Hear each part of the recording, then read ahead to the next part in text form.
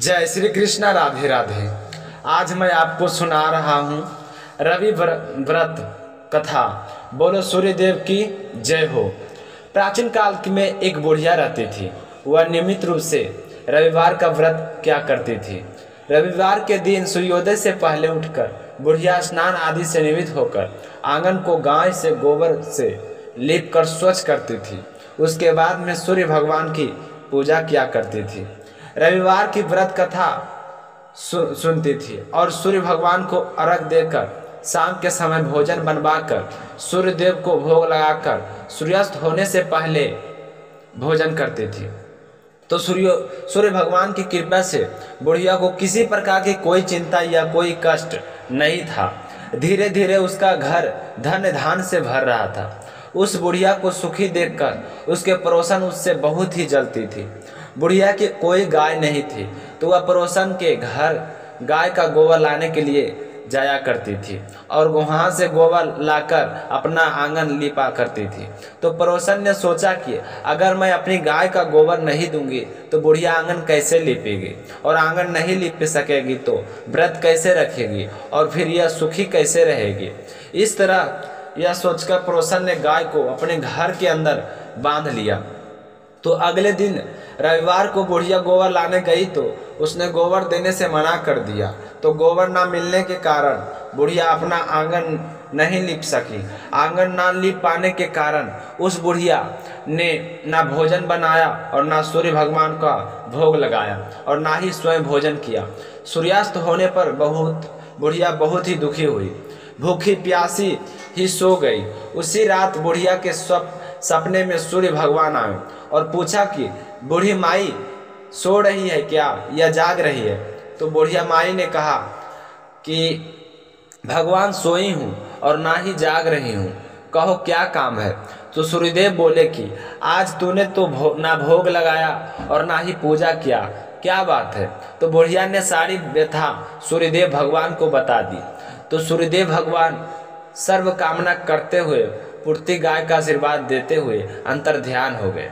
प्रातः काल सूर्योदय होने पर बुढ़िया ने देखा कि घर के आंगन में बहुत ही सुंदर गाय और बछड़ा खड़ा है। तो उन्होंने देखकर वह तो हैरान हो गई। तो बुढ़िया ने जल्दी से गाय के घर के आंगन में बांध दिया और चारा लाकर खिलाया। तो पड़ोसन ने बुढ़िया के आंगन में बंधी हुई गाय को देखकर बहुत ही हैरानी हुई और वह जलने लगी। तभी गाय ने सोने का गोबर दिया करती थी। गाय के गोबर को देखते ही पड़ोसन की आंखें तो फटी की फटी रह गई। उसने इधर उधर देखा, बुढ़िया कहीं दिखाई नहीं दी। तो पड़ोसन ने तुरंत उस गोबर को उठा लिया और अपने घर ले गई। वहाँ से अपनी गाय को गोबर लाई और लाकर वहाँ रख दिया। अब तो पड़ोसन रोजाना वैसे क्या करती थी, बुढ़िया के उठने से पहले उसके गाय का गोबर उठाकर ले आ जाती और अपनी गाय का गोबर वहाँ पर रख देती। सोने के गोबर से पड़ोसन कुछ ही दिनों में धनवान हो गई, लेकिन बुढ़िया को गाय के सोने का गोबर के बारे में कुछ भी नहीं पता था। बुढ़िया पहले की तरह हर रविवार को पूरी श्रद्धा से भगवान सूर्यदेव का व्रत किया करती थी, कथा सुनती। लेकिन सूर्य भगवान को जब पड़ोसन की चालाकी का पता चला तो उन्होंने एक दिन अपने प्रकोप से तेज आंधी चलाई। आंधी को देखकर बुढ़िया ने गाय को घर के भीतर बांध लिया। सुबह उठकर बुढ़िया ने सोने का गोबर देखा तो उसे बहुत ही आश्चर्य हुआ। उस दिन के बाद बुढ़िया गाय का रोजाना घर के अंदर बांधने लगी। तो सोने के गोबर से बुढ़िया कुछ ही दिनों में धनवान हो गई। उधर बुढ़िया की पड़ोसन को सोने का गोबर मिलता नहीं था, इसलिए उसे बहुत ही ज़्यादा जलने लगी। एक दिन उसने सोचा कि क्यों न राजा को इसकी शिकायत लगा देते हैं, तो गाय को राजा ले जाएगा। बुढ़िया क्या करेगी। तो उसने अपने पति को बुलाकर समझा बुझाकर राजा के पास भेज दिया। तो उसके पति ने राजा के पास जाकर बताया कि महाराज, एक बुढ़िया के पास ऐसी गाय है जो सोने के गोबर देती है। तो बुढ़िया को ऐसी गाय का क्या काम, ऐसी गाय तो राजमहल में होनी चाहिए। तो राजा ने यह खबर सुनी तो उसके आश्चर्य का कोई भी ठिकाना नहीं रहा। राजा ने तुरंत अपने सैनिकों को बुढ़िया के घर भेज दिया। जैसे ही राजा के सैनिक बुढ़िया के घर गए तो बुढ़िया ने हाथ जोड़कर विनती की कि गाय को मत ले जाकर ले जाओ। रोई गिड़गिड़ाई आई, लेकिन सैनिकों पर इस बात का कोई असर नहीं हुआ, क्योंकि उन्हें तो राजा का आदेश था। उन्होंने तो गाय को लेकर आने को कहा था, तो गाय वहाँ से खोल कर ले गए। तो राजा गाय को देखकर बहुत ही खुश हुआ। उसने एक बड़े से कमरे में सुंदर से कमरे में साफ सफाई करवा के अच्छे से उसमें गाय को बंधवा दिया। सोचा सुबह तक तो सोने का गोबर ही गोबर हो जाएगा। उधर सूर्य भगवान की याद करते हुए भूखी प्यासी बुढ़िया प्रार्थना करते करते रोते रोते सो गई। तो सूर्य भगवान भूखी प्यासी बुढ़िया को इस तरह से रोता हुआ प्रार्थना करते हुए देखकर उस पर बहुत ही दया आई। तो उसी रात को सूर्य भगवान ने राजा के स्वप्न में कहा कि राजन, बुढ़िया की गाय और बछड़ा तुरंत लौटा दे, नहीं तो तुम पर विपत्तियों का पहाड़ टूट पड़ेगा, तुम्हारा महल नष्ट हो जाएगा। सूर्य भगवान के सपने में राजा बुरी तरह से भयभीत हो गया और सुबह होते ही जैसे ही गाय को देखने के लिए गया तो वहाँ पर तो बुरी तरह से बदबूदार गोबर से कमरा भरा पड़ा था। तो यह देखकर राजा को सब कुछ समझ में आ गया। राजा ने उस बुढ़िया को बुलाया और उसका कारण पूछा। तो बुढ़िया ने सारी बात बताते हुए कहा कि यह गाय मुझे सूर्य भगवान की कृपा से प्राप्त हुई है। मैं रविवार के व्रत करती हूँ, उस दिन घर के आंगन को गाय से लीपा करती हूँ, तो मेरी व्रत और पूजा पाठ से प्रसन्न होकर सूर्य भगवान ने यह गाय मुझे दी है। तो राजा ने बहुत सारा धन देकर साथ में गाय और बछड़ा देकर अपनी गलती के लिए बुढ़िया से क्षमा मांगी और आदर सहित विदा कर दिया और उसके पड़ोसन और उसके पति को बुलाकर उनके इस दुष्टता के लिए उन्हें दंड दिया। फिर पूरे राज्य में घोषणा करवाई कि राज्य के सभी स्त्री पुरुष रविवार का व्रत किया करेंगे। रविवार का व्रत करने से सभी लोगों के घर में धन्य धान से भर जाते हैं। पूरे राज्य में चारों ओर खुशहाली छा गई। सारे स्त्री पुरुष जीवन यापन अच्छी तरह से करने लगे तथा सभी लोगों के शारीरिक कष्ट दूर हो गए। हे सूर्यदेव, जैसे आपने बुढ़ियों को दिया वैसा सबको देना। कहानी कहने वाले को, कहानी सुनने वाले को और हुंकार भरने वाले को अगली कहानी सुनेंगे। सूर्य देवता की एक ब्राह्मण था। वह सूर्य भगवान का परम भक्त था। रोजाना नहाता धोता, कहानी कहता और सूर्यदेव की पूजा करता। वह बहुत ब्राह्मण कमाई के नाम पर भी कुछ भी नहीं करता था। ब्राह्मण घर में रहता तो ब्राह्मणी बार बार कमाने के लिए परेशान करती और अगर कहीं बाहर जाता तो अड़ोसी पड़ोसी उसे निकम्मा कहकर चिढ़ाया करते थे। तो उन सब के ताने सुनकर वह ब्राह्मण परेशान हो गया और एक दिन वह सुबह नहा धोकर अपने पूजन की सामग्री लेकर जंगल में चल गया और वहाँ पर एक सूखे पीपल के पेड़ के नीचे बैठकर पूजा पाठ करने लगा। पूजा पाठ करने के बाद में सूर्य भगवान की कथा कही और वही पीपल के पास एक सूखा तालाब भी था। उसमें थोड़ा सा पानी था। तो वह उसी पानी से लोटा भरकर सूर्य भगवान को जल चढ़ाया। जैसे ही ब्राह्मण ने सूर्यदेव को जल चढ़ाया तो वह पूजा का जल बहकर पीपल और सूखी तलाई में चल गया। जल के वहां जाते ही सूखा हुआ पीपल हरा भरा हो गया और सूखी जो तलाई थी वह साफ पानी से भर गई। उस जल में सूर्य भगवान दिखाई देने लगे और ब्राह्मण से कहने लगे कि ब्राह्मण तू क्या मांगता है। तो ब्राह्मण ने यह सुना तो वह अब तो बहुत डर गया और सोचने लगा कि पीपल में लगता है कोई भूत रहता है। तो रोज जब वह पूजा करता तो उसे वही आवाज़ आती। तो सुनकर चिंता के कारण वह ब्राह्मण तो बिल्कुल ही दुबला पतला हो गया। तो एक दिन ब्राह्मणी ने सोचा कि ब्राह्मण को गए हुए कितने दिन हो गई, चलो आज जाकर उनके खोज खबर लेकर आती हूँ। तो यह सोचकर ब्राह्मणी भी जंगल में आई। तो जैसे ही ब्राह्मणी ने ब्राह्मण को देखा तो आश्चर्यचकित हुई और पूछने लगे कि आपको यह क्या हो गया, आप इतने दुबले पतले कैसे हो गए हैं। तो ब्राह्मण ने सारा हाल बताया। तो ब्राह्मणी ने ब्राह्मण को सारी बात सुनकर कहा कि आपके जल चढ़ाने के बाद में यह आवाज़ आती है तो मुझे लगता है कि सूर्य भगवान स्वयं आते हैं। कल अगर आपको फिर से वही आवाज़ सुनाई दे तो सब कुछ मांग लेना। तो ब्राह्मण ने कहा कि कैसे मांगूं, मुझे तो कुछ मांगना ही नहीं आता, ज़्यादा कुछ कहना होगा तो मैं भूल जाऊंगा।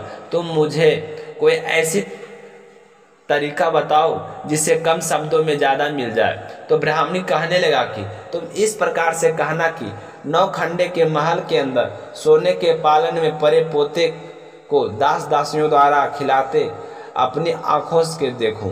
इस प्रकार लंबी उम्र, महल, बेटे, पर पोते, बहुएं, धन सब कुछ मिल जाएगा। तो ब्राह्मण सुनकर कहने लगा कि मुझे तो समझ में नहीं आया। तो ब्राह्मणी कहने लगे कि धन होगा तभी तो सोने का पालन होगा, दास दासियां होंगे, आंखें घुटने ठीक होंगे, तभी तो अपने पर पोते को सोने के पाले में झूला सकेंगे और देख सकेंगे। बेटे और बहू होंगे तभी तो पर पोते के दर्शन होंगे। तो यह सुनकर ब्राह्मण ने कहा कि हाँ ठीक है, अब मुझे सब कुछ समझ में आ गया। दूसरे दिन जैसे ही ब्राह्मण ने स्नान करके पूजा पाठ करके सूर्य देवता को अर्घ्य दिया तो आवाज़ आई। ब्राह्मण ने ही कहा जैसा ब्राह्मणी ने समझाया था। तो सूरज भगवान ने कहा कि देखने में तो भोला भाला लगता है, फिर भी एक बार में सब कुछ मांग लिया। फिर तुमने जो मांगा है वह तुम्हें अवश्य मिलेगा। जा, तेरी हर इच्छा पूरी होगी। तो ब्राह्मण इस तरह का आशीर्वाद पाकर खुशी खुशी घर की तरफ चल पड़ा।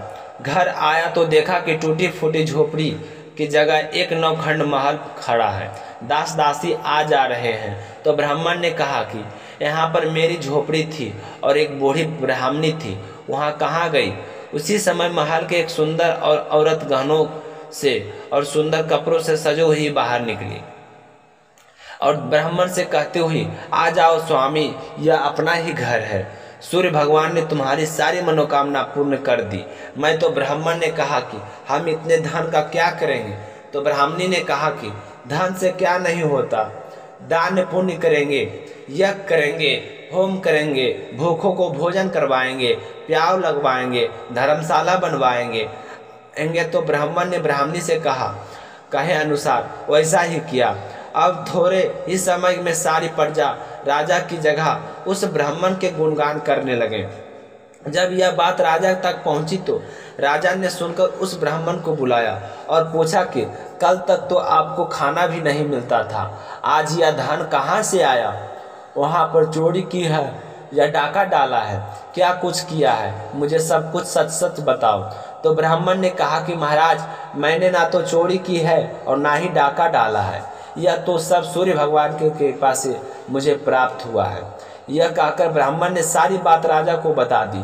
तो राजा ने कहा कि हे ब्राह्मण देवता, मेरे पुत्र नहीं हैं, अब तुम मुझे बताओ कि मुझे क्या करना चाहिए। तो ब्राह्मण ने राजा को सूर्य भगवान की पूजा विधि बताई। तो राजा ने वैसा ही किया।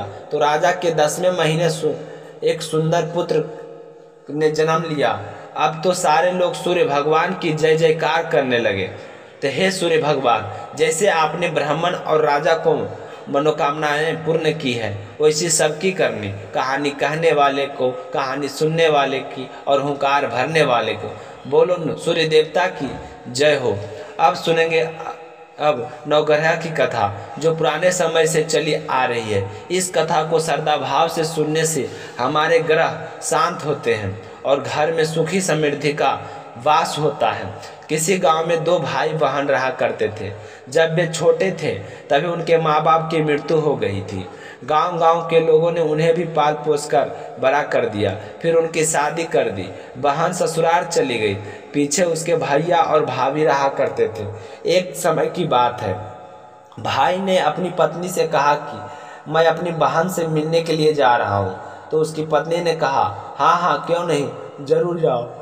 अगर उसकी सास भेजने के लिए राजी हो तो कुछ दिन वापस अपने पास ले आना, मैं भी उनसे मिलने के लिए बड़ी ही बेचैन हूँ। तो वह तैयार होकर अपनी बहन से मिलने के लिए चल पड़ा। उस समय यातायात का कोई साधन नहीं थे, इसलिए वह पैदल ही जा रहा था। जैसे ही वह जंगल के रास्ते में गुजरने लगा तो रास्ते में उसे एक सांप बैठा हुआ दिखाई दिया। तो उसने डसने के वाला था तो वह हाथ जोड़कर विनती करके बोला कि हे नाग देवता, मैंने ऐसा कौन सा अपराध किया जो आप मुझे डसेंगे? घर पर मेरी पत्नी और मेरे बच्चे इंतजार कर रहे हैं, आप मुझे क्यों डसना चाहते हैं? तो उसकी बात सुनकर सांप ने कहा कि तुम्हें 9 ग्रहों की दशा लगी है, इसलिए मैं तुम्हें डस लूँगा। तो उसने बार बार विनती करके सांप को मनाने की कोशिश की, पर सांप किसी भी तरह राजी नहीं हुआ। तो वह कहने लगा कि तुम मेरी एक बात मान लो, मैं अपनी बाहर के घर से मिलने जा रहा हूँ, जब मैं वापस आऊँगा तब तुम मुझे डस लेना। तो सांप बोला कि मुझे क्या पता तुम वापस आते समय इस रास्ते से आओगे या नहीं आओगे, मैं तो तुम्हें अभी डस हो लूँगा। तो यह बात बोला कि ठीक है, तुम ऐसा करो, मेरे इस थैले में बैठ जाओ, जब मैं अपनी बहन से मिलकर वापस आऊँ तब तुम मुझे डस लेना। तो सांप ने उसकी बात मान ली और उसके थैले में बैठ गया। उसने थैले के ऊपर से बेलपत्र और के पत्ते रखकर उस सांप को ढक दिया और अपने बहन से मिलने के लिए चल पड़ा। जब वह अपनी बहन के घर के लिए चल पड़ा, तो जब वह अपनी बहन के घर पहुंचा तो देखा कि उसकी बहन उस समय 9 ग्रहों की कहानी कह रही थी। उसने अपने भाई को आया हुआ देखा तो बहुत ही खुश हुई और बोले कि भैया बैठो, तो मैं 9 ग्रहों की कहानी कह रही हूँ, तुम बैठ जाओ और मेरी कहानी सुन लो। तो बहन की ने कहानी शुरू कर दी और भाई ने कहानी सुनी। जीवों की, जानवर की, हाथी के, घोड़े के, कुत्ते की, बिल्ली, भाई की, बहन की, घर, धनी की बेटी, जवाई की, देवरानी, जेठानी की, सास, ससुर की, संग, सहेली कि सबके गरा शांत हो जाए। गरा शांत 8 पग चले, आदमी चले 4 पग, सांप बिच्छू सबरे सा, आग में जले सब। ऐसे भाई को कहानी सुनाकर वह खड़ी हुई और भाई के पास रखे हुए थैले देकर बोले कि भैया इस थैले में क्या लाए हो। तो भाई कुछ बोलता उससे पहले उसके वह थैला उठाया और अंदर ले गई। अंदर जाकर उसने थैला खोला कर देखा तो उसमें के अंदर बेलपत्र के 2 केले और संतरे बन गए और 7 सांप के एक चमचा हुआ हार बन गया, चमचमाता हुआ हार बन गया। जब वह हार पहनकर बाहर आई तो बहन के गले में चमचमाता हार देखकर भाई बोला कि बहन इतना कीमती हार तुम कहाँ से लाई हो। तो बहन कहने लगी कि भैया तू ही लेकर आई है और तू ही पूछ रहा है। तो उसका भाई बोला कि बहन मेरी कुछ समझ नहीं आ रहा, तुम क्या कह रही हो। तो वह बोले कि भैया जो थैला तुम लेकर आई हो उसके अंदर हार और केले के संतरे हैं। तो उसका भाई कहने लगा कि बहन मैं तो उसके अंदर मेरी मौत है का सामना लगा रहा था। अब यह कहते हुए उसने सारी आप बीती बात अपनी बहन को सुनाई। तो उसकी बहन बोली कि भैया तुम्हें 9 ग्रह की दशा लगी है, उसके आप ग्रह दोष समाप्त हो गए हैं। तो बहन की बात सुनकर उसका भाई बोला आज से मेरी ज़िंदगी में तेरी दी हुई है, यह सब तेरे भाग से हुआ है और मेरी 9 ग्रह की कहानी से ही आज मैं जिंदा हूँ। अगर तुम मुझे वह कहानी नहीं सुनाइए जो तुमसे मिलने के बाद मैं वह सांप मुझे डस लेता और मेरे प्राण चले जाते। तो बहन सब कुछ सुनकर बहुत ही खुश हुई। तो इस तरह भाई बहन का एक दिन एक साथ था रही। कुछ समय के बाद एक दिन भाई ने कहा कि बहन मुझे आए हुए कई दिन हो गए, अब मुझे वापस घर चलना चाहिए, तुम्हारी भाभी और भतीजी इंतज़ार कर रहे हैं, अगर तुम भी साथ चलती हो तो अच्छा होता, तुम्हारी भाभी ने तुम्हें भी बुलाया है। तो वह बोली कि भैया अभी तो मैं 9 ग्रह की कथा सुन रही हूँ, कई दिन बाद मैं आऊँगी, तुम ऐसा करना घर जाकर तुम और भाभी दोनों 9 ग्रह की कथा अवश्य सुनना। यह कहकर उसने अपने भैया को 9 ग्रह की कथा की सारी विधि बता दी और बड़ी ही खुशी से अपने भैया को विदा किया। जैसे वह घर पहुंचा तो उसकी पत्नी ने नारद अपनी बाई के हालचाल पूछे। तो वह बोला कि मेरी बहन से अच्छा ही है, तो मेरी बहन मेरी जान उसी की वजह से बची हुई है, वरना तुम मेरा मुंह मरा हुआ मुंह ही देखती। तो यह घर घबराकर बोले कि ऐसी क्या बात हो गई। उसने 9 ग्रह दोष की सारी बात अपनी पत्नी को बताई और कहा कि हमें 9 ग्रह की दशा लगी है, आज से हम भी रोजाना 9 ग्रह की कहानी कहा करेंगे। मैं कहूँगा और तुम सुनना, तुम कहोगी मैं सुनूंगा, तो उसकी कहानी ने कहा कि ठीक है। तो अब बोला कि जाओ एक लोटा पानी में जल भर कर आओ, साथ में चावल और चीनी के दाने भी लाना। तो उसकी पत्नी उसके कहे अनुसार सारी सामग्री और 2 आसन लेकर आई।